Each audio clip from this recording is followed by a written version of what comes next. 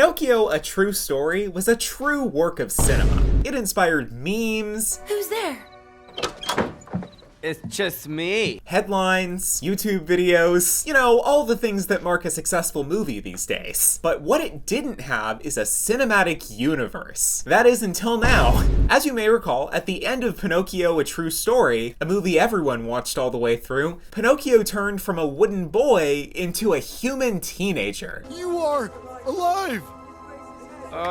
Yeah, I guess so. It's kind of an open-ended happy ending, so you might be wondering what happened between Pinocchio and his girlfriend Bella after the credits rolled. Actually, I don't think that popped into anyone's head. But the voice cast of Pinocchio, A True Story are back anyway, starring in another low-budget movie from Lionsgate called My Sweet Monster. Now, plot-wise, this really has nothing to do with Pinocchio. It's more of like a weird mix between Cinderella and Shrek, if it was a really bad musical.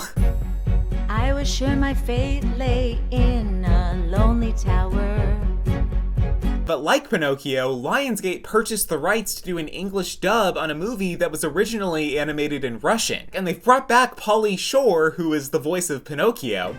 Huh? Howdy. As well as some of his fellow cast members to try and squeeze out another low-budget, viral mega hit. So it's not technically a sequel, but it's kind of like how the movie Revolutionary Road has nothing to do with Titanic, but they wanted to capitalize off Titanic's success. So they cast Leonardo DiCaprio and Kate Winslet as lovers again, and they even threw Kathy Bates back in the mix to subconsciously entice the audience into thinking that they were essentially getting Titanic 2. And no, not that one. And I'm sure Revolutionary Road is a good movie in its own right, but I'm willing to bet that a lot of people checked it out hoping for a glimpse into what Jack and Rose's life would have been like had they both survived the Titanic. Anyways, My Sweet Monster takes place in a kingdom with robots, anthropomorphic light bulbs, and a creepy mailman played by Pauly Shore who has a crush on the king's teenage daughter. You look even better in real life than in pictures. That's a very inappropriate thing to say. But apparently that's not so weird in this kingdom because they have some interesting family dynamics, to say the least. In what? In love? But you're just a child! Of course. And you married my mother when you were 400 years old. No, I mean, that's your mother. So Princess Barbara is played by Haley Duff, and she has a crush on a prince she saw once on a book cover and instantly dedicates her life to finding him. I know I'll fall in love. It's what I'm dreaming of.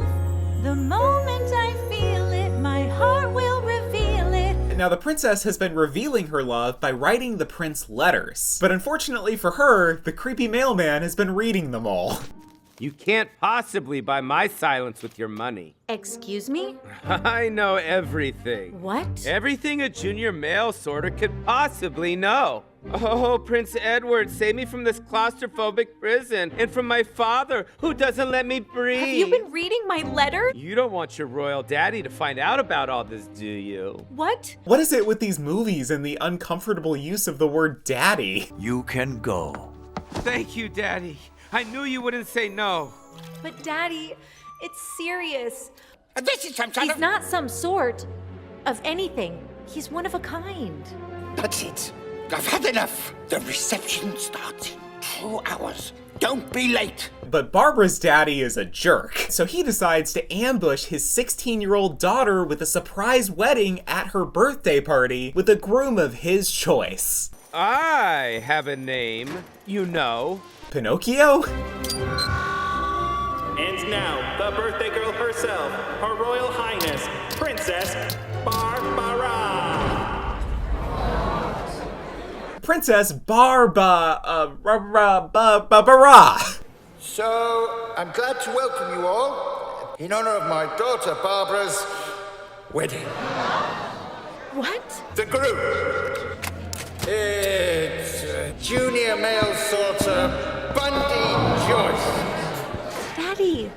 Here we go again with the word daddy. Daddy. Anyways, Barbara's not happy with her daddy, so she decides to flee the wedding, which surprisingly goes over really well. Forgive me, sweetie! Did someone say fire in the hole? You know, this movie's not very good, but I gotta give credit where it's due. I've watched that fire in the hole clip like 10 times in a row and it's still funny.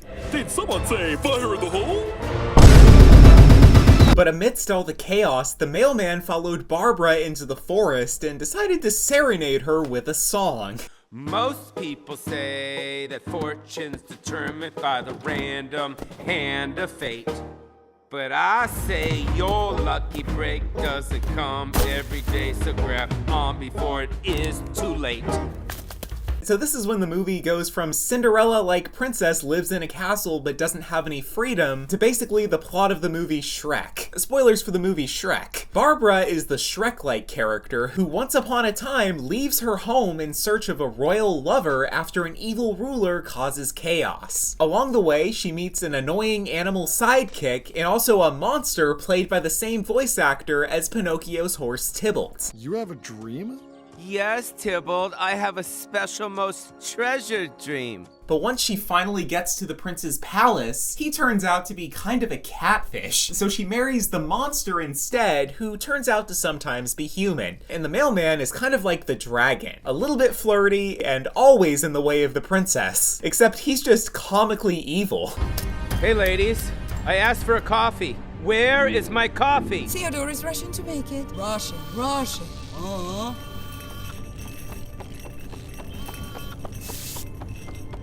Haha, that's the employee of the month. And his singing somehow gets worse throughout the movie. Ready or not, cause here I come. Out of my way, get under my thumb. Starting today, I'm done thinking small, cause I want it all. I'm gonna live it up. I'm gonna live it up. I'm gonna live it up. However, things don't get really exciting until the third act battle, when the mailman, for some reason, turns into a rock monster and terrorizes the kingdom. How funny!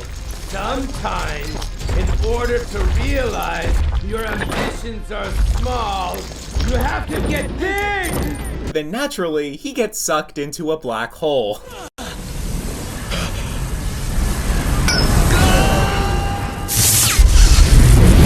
So with the death of another Pauly Shore character, one has to wonder, will he once again re-emerge miscast in another low-budget Lionsgate movie, or will this be the final entry in the Pinocchio cinematic universe? I can't say for sure, but I do know that you should subscribe to my YouTube channel, because otherwise you're gonna miss out on my future videos. You don't want to do that. But thanks so much for watching, and until next time, Just be careful, my son. Bye, Daddy!